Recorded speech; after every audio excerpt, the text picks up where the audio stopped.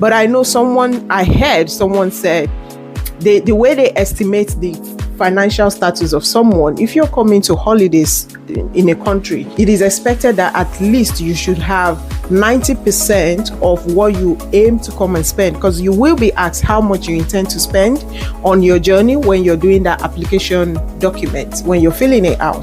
So I would advise that you should estimate roughly around 10% of your total financial bank statement standing. So if your bank statement is showing 20 million, for example, I would advise you probably be putting there that you'll be spending 10% of that 20 million. That way you're in a safe side, because a lot of people get denied when they don't put reasonable amounts. I know someone puts in like, I'm come spend 5 million and all you have is like 6.5. So like you're telling you're going to put literally all your life saving just for this journey of 2 weeks. So it doesn't make sense like that. So that's that. Now you want to have evidence of relationship. So for me, I said I've invited family and I've invited friends. So for the family, I had evidence that, we're related. But for the friend, I actually didn't have any evidence. Just that this is my friend, we interact, and that was it. So if you have evidence, the reason why I say evidence of relationship is sometimes some connection very obvious, and they may want to know how, or they may want to prove.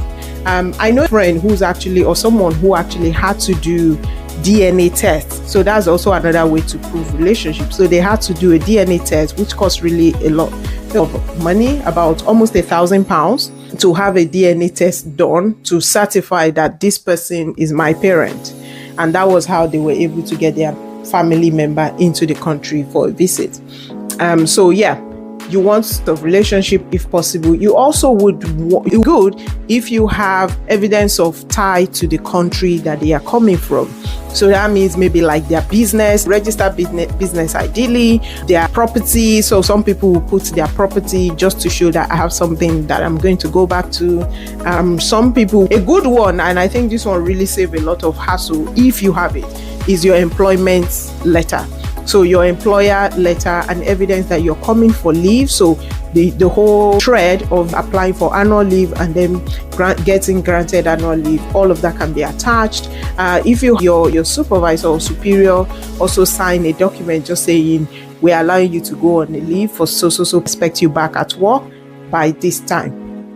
And that should be fine. I think that is actually usually more stronger than anything else in terms of showing that tie to the country that you're coming from.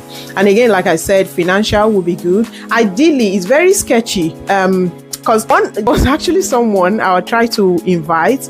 That was 2021, and this person, I was going to do the same thing that I did before, which is they come to my place and I put it there that I'm sponsoring it and they come to mine. But somehow they said someone had advised them not to do that. And so they are going to get accommodation outside. They use the hotel. Now you can book hotel for free if you want, and you have to pay until you actually, maybe 24 hours before you check in or something. But that backfired significantly because they were bounced. So as adults, they couldn't come. So that's something. And I think it's also easy. So that's something is tricky when you're using somewhere like a hotel than when you're using like a friend or family member's place as your place of residence for the time that you'll be here.